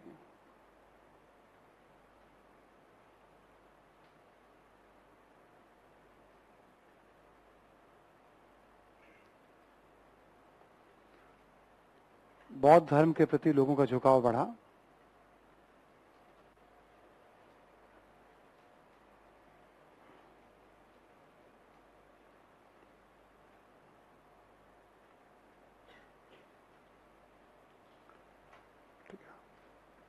नेक्स्ट लिखो, बुद्ध का राज परिवार से संबंधित होना।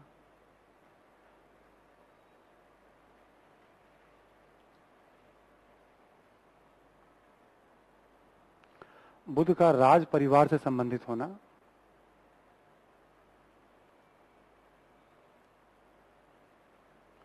एक आकर्षण ये भी होता है कि राज परिवार का कोई व्यक्ति,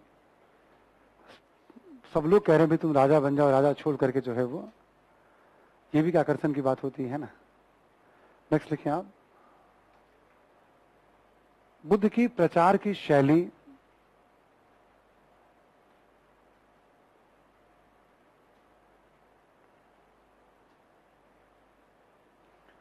जैसे धैर्यपूर्वक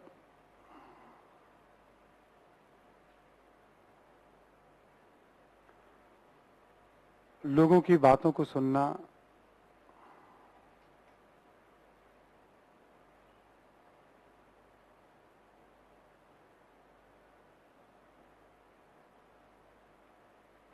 कौमा विचलित हुए बिना आलोचनाओं को सुनना,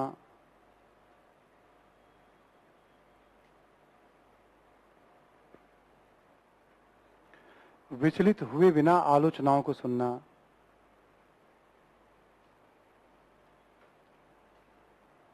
कौमा तार्किक तरीके से जवाब देना,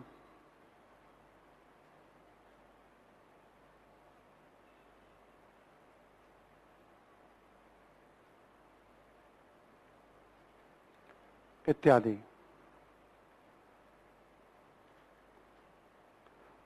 पेशेंस बहुत था बुद्ध में, मतलब कोई भी कुछ कहता था तो पूरी बात वो सुनते थे। कई सारे उदाहरण हैं मतलब बुद्ध को लेकर के। जैसे एक एग्जाम्पल है कि भिक्षाटन के दौरान, क्योंकि प्रत्येक भिक्षु को कहते थे भिक्षाटन करके ही उनको अपना भोजन ग्रहण करना है, मतलब ठीक है। तो भिक्षाटन के दौरान कि कोई गृहस्थ ने गाली देना शुरू कर दिया बुद्ध को। बुद्ध मुस्कुराते रहे, पूरी बात सुनते रहे। बस बुद्ध ने इतना ही कहा था, आर्य शर्मा कोट करते हैं कि अच्छा आप किसी को कोई चीज दान में दो और यदि वो दान स्वीकार न करे तो वो चीज किसके पास रह जाएगी? उसने कहा उसी के पास। तो इन्होंने कहा भाई मैं तुम्हारी गाली भी स्वीकार नहीं करता। बुद्ध ने कहा मैं तुम्हारी गाली भी स्वीकार नहीं करता। ठीक है। अच्छा, बुद्ध की जब भी ये बात याद आती है तो दिल्ली में ट्रैफिक बहुत है। जो लोग दिल्ली को थोड़ा समझ रहे हैं, ट्रैफिक बहुत है अक्सर। चलो जो बाइक वगैरह पे उनकी बात अलग है, वो तो निकल लेते हैं। कार वाले लोग शीशा बंद करके दूसरे को गालियां दे रहे होते हैं ना। तो बुद्ध के शब्दों में बेचारे वो खुद ही ले रहे होते हैं, मतलब दे नहीं रहे होते हो। उन्हें लगता है कि वो उद्गार निकाल रहे हैं अपना, है ना। ऐसे ही जैसे बुद्ध का विरोध बहुत हुआ, हत्या करने की कोशिश की गई। एक क्वेश्चन भी आया हमारे पास, उमेश और नारायण ने पूछा है कि बुद्ध के विचारों को समकालीन विचारों से प्रतिद्वंदिता होती थी, और हाँ तो क्या उन्हें प्रचलित व्यवस्था द्वारा चुनौती नहीं मिली? किसी को भी मिलती है, आप कभी भी आप, ठीक है, हर फील्ड में देखोगे आप, ठीक है, ऐसा होता ही नहीं। सिंपल सी बात है ये। अभी चुनाव हुआ, नई नई पार्टी भी सरकार बना रही है पंजाब में, पुरानी व्यवस्था को चुनौती तो मिल रही है, ठीक है। बुद्ध ने चुनौती दी है, बुद्ध के हत्या की भी कोशिश की गई है, बुद्ध के खिलाफ राज परिवार को भड़काने की भी बड़ी कोशिश हुई है कई राज परिवारों को। बुद्ध को कई बार दार्शनिक वाद विवाद में चुनौती भी मिली है। बुद्ध चुनौती स्वीकार करते थे। ऐसा एक वाकया है कि बिंबिसार से बुद्ध के बड़े अच्छे संबंध थे। बिंबिसार का नाम सुना है ना? और अजात शत्रु जो था, जो वहां के राज परिवार पुरोहित थे, जो ब्राह्मण थे, उन सब अजात शत्रु को भड़का रखा था बुद्ध के अगेंस्ट में। बाद में अजात शत्रु भी बुद्ध का शिष्य हो जाएगा, वंदना करते हुए दिखाया जाएगा उसे। तो एक बार बिंबिसार ने स्वागत में बुलाया हुआ था बुद्ध को, और कहीं बैठे हुए थे ये सब लोग, मतलब बहुत सारे विद्वान भी थे। उसमें कुछ लोगों ने षड्यंत्र किया कि एक महिला को उसके बच्चे की मृत्यु हो गई थी, उसके दिमाग में बैठा दिया गया। अब जो व्यक्ति आ रहे हैं वो मृत व्यक्ति को जीवित कर देंगे, बस तुम चले जाना उनके पास। जहां शासक और बुद्ध बैठे हुए थे, रोती हुई महिला वहां जैसे भी वो प्रवेश पाती है, वो बुद्ध से आग्रह करती है, मेरे बच्चे को मतलब जीवन दान दे दो आप। सबने यही कहा है। बताया जाता है वो भी साजिश का हिस्सा था मगध में। बुद्ध जैसे का प्रश्नों को सुनते थे, मुस्कुराहट हमेशा उनके चेहरे पर रहती थी, प्लास्टिक नहीं। मतलब प्लास्टिक भी अच्छी बात होती है, मुस्कुराते मुस्कुराते आदमी रियल मुस्कुराना है ना। वो कहते थे कि भाई देखो, मुस्कुराहट तो हमेशा ही उनके चेहरे पे, मतलब किसी का प्रश्न आया नहीं कि मुस्कुराहट शुरू उनकी। मतलब उन्होंने कहा ठीक है, मैं इसको जीवित कर दूंगा, बस तुम इतना काम करो, तुम शहर में जाओ, हाँ, और किसी भी घर से, जिस घर में कोई मृत्यु ना हुई हो, वहां से एक मुट्ठी सरसों लेकर के आ जाओ। उन्होंने कहा ये प्रकृति का नियम है, कोई टाल ही नहीं सकता इसे। मतलब ये सत्य है, आना और जाना। ठीक है, तो ऐसे बहुत सारे शास्त्रार्थ के भी एग्जाम्पल हैं उनके समकालीन के साथ। ठीक है, तो काफी विरोध हुआ। अक्सर जो विरोधी थे, जैसे हमने महाकात्यायन का नाम लिया, बहुतों का नाम हमने लिया भी, अलग अलग धर्म के अनुयायी, अलग अलग तरीकों को मानने वाले भी जब एक बार इनके संपर्क में आते थे, तो गुरु सहित पूरे शिष्य के शिष्य जो है बुद्ध की, ठीक है, शिष्यता को ग्रहण कर लेते थे। ठीक है, तर्क से ही अपनी बातों को रखते थे ये, है ना। बहुत लोग विद्वान आज भी कहते हैं कि भाई भारत की धरती पे जितने भी लोग मतलब जन्म लिए हैं आज तक, दुनिया पे प्रभाव के दृष्टिकोण से देखा जाए, ठीक है, तो बुद्ध का एक अलग ही स्थान होगा। मतलब एक बहुत बड़े स्कॉलर उनका स्टेटमेंट है, दुनिया पे प्रभाव मतलब भारत ही नहीं, मानवता पे प्रभाव के दृष्टिकोण से। कितनी चीजें देखो कमजोर पड़ जाती हैं समय के साथ, बट आज से 2600-2700 साल पहले बुद्ध हैं, और उनकी बातें आज भी भारत सहित दुनिया के कई देशों में उतने ही प्रासंगिक। ठीक है, तो प्रचार कैसे, जिससे लोकप्रियता कैसे हुई, तो इन सब कारणों से भी लोकप्रियता हुई। नेक्स्ट पॉइंट लिखें आप। लिखें, बौद्ध संगठन की स्थापना,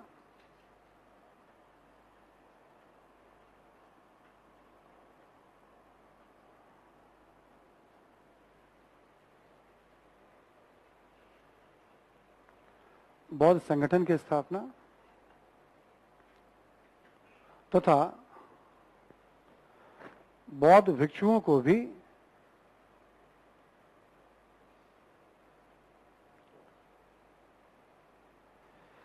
धर्म प्रचार की अनुमति,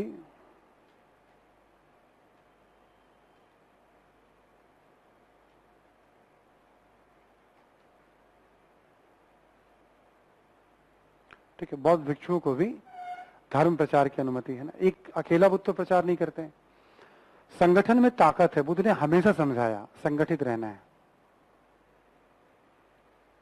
और अपना उत्तराधिकारी नहीं बनाया। विवाद उसमें भी बहुत होता है। आप अक्सर देखोगे धर्म गुरुओं में जो उत्तराधिकारी की परंपरा, वहां बड़ी समस्या। ठीक है, पर मेरे शिक्षा ही, मेरे उपदेश ही तुम्हारे गुरु होंगे। बहुत लोग आज भी इस परंपरा पे चलते हैं। ठीक है, उस दौर में इस तरह का दृष्टिकोण रखना। ठीक है, तो संगठन को उन्होंने बहुत ज्यादा महत्व दिया। ये सारी बातें हो गई बुद्ध के समकालीन। एक और लिख लो आप पॉइंट। ठीक है, परिस्थितियों के अनुरूप यदा कदा नियमों में संशोधन भी।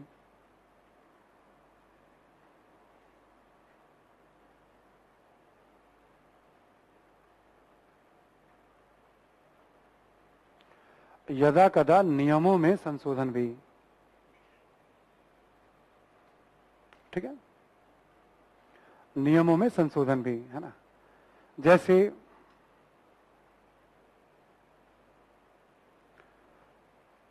कोई ऋणी व्यक्ति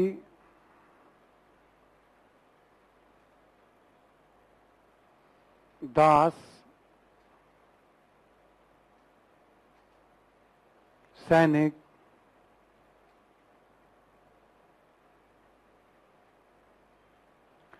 संबंधित व्यक्ति की अनुमति के बिना संघ में शामिल नहीं होंगे।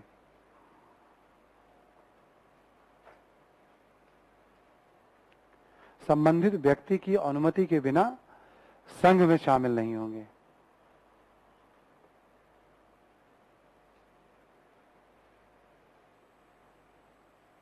मैं बता रहा हूं इसका मतलब अभी। ठीक है,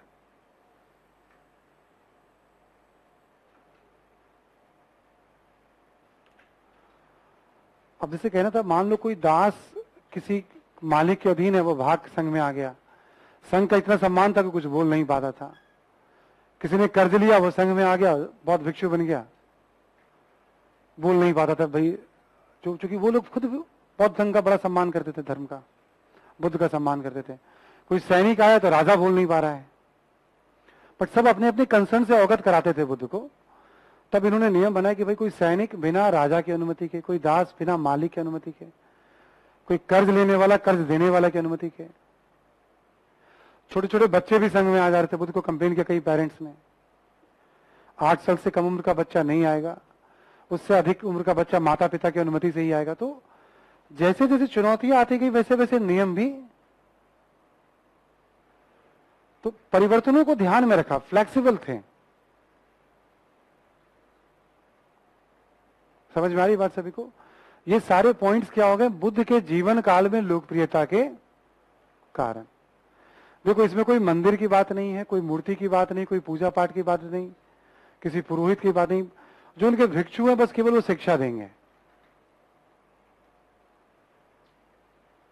ठीक है, वो शिक्षा देंगे, बताएंगे आपको इनके बारे में, शिक्षाओं के बारे में। आगे लिखें आप, इसी में लिखो बुद्ध के पश्चात, इसी में लिख लो बुद्ध के पश्चात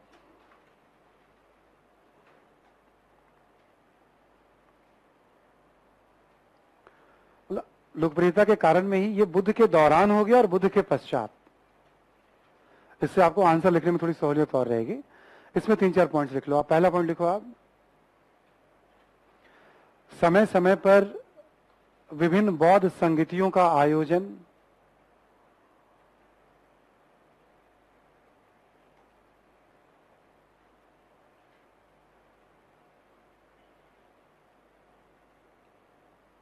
इसके बारे में कल वाली क्लास में बताएंगे आपको हम। ठीक है, समय समय पर विभिन्न बौद्ध संगतियों का आयोजन। नेक्स्ट लिखो आप, देखो आप, बुद्ध के पश्चात भी अलग अलग कालखंड में राजकीय संरक्षण,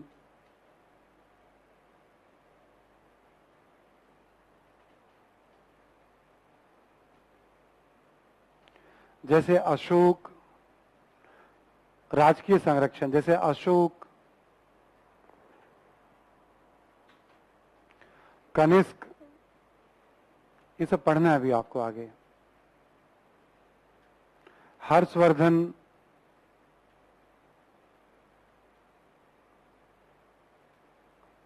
ठीक है, अशोक, कनिष्क, हर्षवर्धन इत्यादि।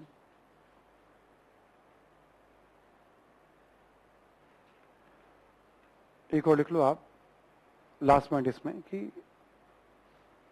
बौद्ध धर्म से संबंधित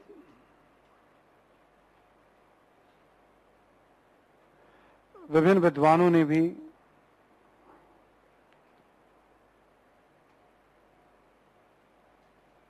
अलग अलग दौर में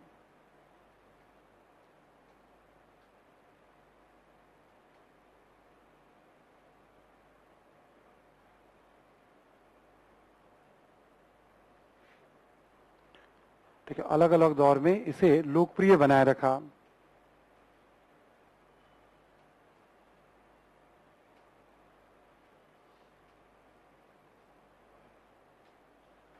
एक और लिख लो, नालंदा महाविहार के कारण भी, नालंदा महाविहार के कारण भी, ठीक है। नालंदा महाविहार गुप्त काल में एक शिक्षा का बहुत बड़ा केंद्र था और कई देशों में मतलब इसकी पहचान थी। हम बात करेंगे अभी आगे। तो बुद्ध के बाद भी अलग अलग कारणों से इसकी लोकप्रियता, ठीक है। आज की क्लास में चर्चा क्या क्या हुई हम लोग की? बौद्ध धर्म के उदय के कारण, बुद्ध की जीवनी के बारे में एक संक्षिप्त में चर्चा हुई 2, बुद्ध की शिक्षाएं 3, लोकप्रियता के कारण 4। इसके अलावा 2 चीजों पे हम लोगों ने और बात की। हिंदी माध्यम में रिजल्ट कम क्यों होता है, जो जो पॉइंट्स बताएं एक बार सोच लीजिएगा, बाकी चीजों का रोल ज्यादा नहीं रह गया, ठीक है। और ऑप्शनल के चयन में क्या ध्यान रखें आप, 3-4 सुझाव मैंने आपको दिए हैं। अभी आपको Shashi sir 5 minute mini test के बारे में बताएंगे। कई सारे अपने ऑनलाइन स्टूडेंट में, किसले ने और अजीत ने, बहुत सारे स्टूडेंट ने क्वेरी की है, इंक्वायरी है, और आप भी। तो 5 मिनट आपको बताएंगे मिनी टेस्ट के बारे में कि क्या आप कैसे हैंडल करेंगे। क्या क्वेश्चन है आपका? हाँ, कल बात करेंगे हम लोग, ठीक है ना, अम्बेडकर जी के बारे में भी, है ना। कल रिपीट कर दीजिएगा क्वेश्चन इसको, ठीक है ना। हाँ बोलो।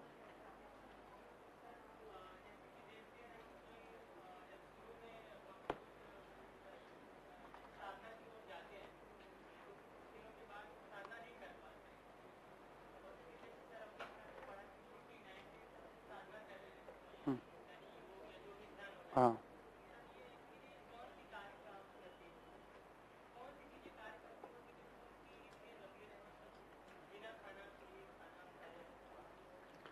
बहुत गंभीर सवाल है। मतलब अब फिर कभी बात कल करेंगे हम लोग भी कि 49 दिनों तक वो बिना कुछ खाए साधना कर लेते थे, ऐसा क्यों, कैसे? मैं बताऊंगा तो मैं यहां थोड़ी रहूंगा और तो मैं तुम्हें यहां मिलूंगा ये भावनात्मक क्वेश्चन ही ज्यादा है, मतलब फीलिंग वाली मतलब बात आ रही है ना। मेरा मकसद इस तरफ ले जाना नहीं है आपको, ठीक है ना, साधना की तरफ, ठीक है। क्या सवाल है तुम्हारा? आंसर कल ही करूंगा मैं, कल ही पूछना मुझसे। हाँ,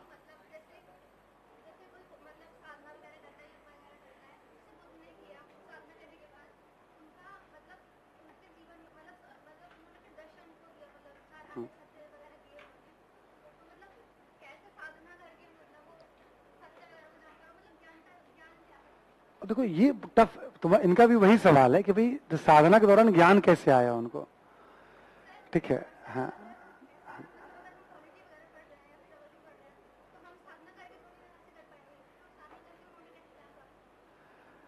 कह रहे कि हम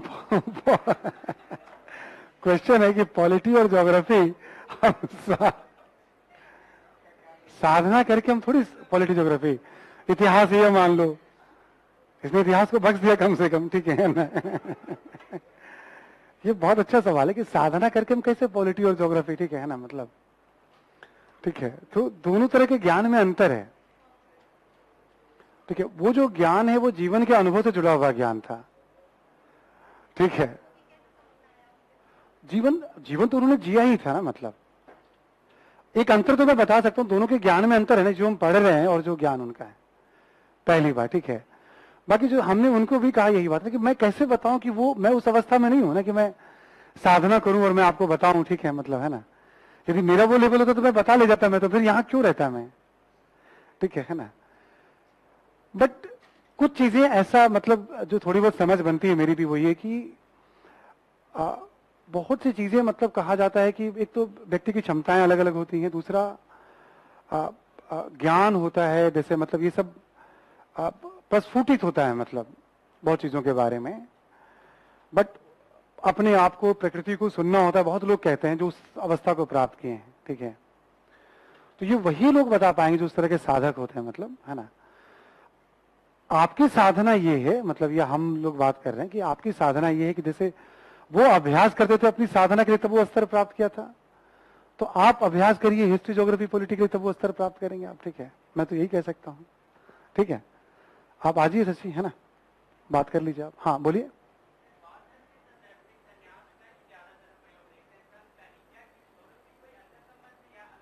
क्या?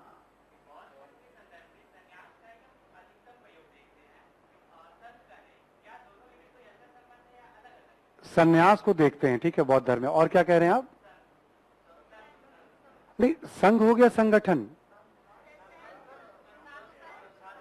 साधु संत, वो तो बोलने के लिए, मॉन्क आप इंग्लिश में कह लो आप, उसमें कुछ ऐसा इशू नहीं है ना।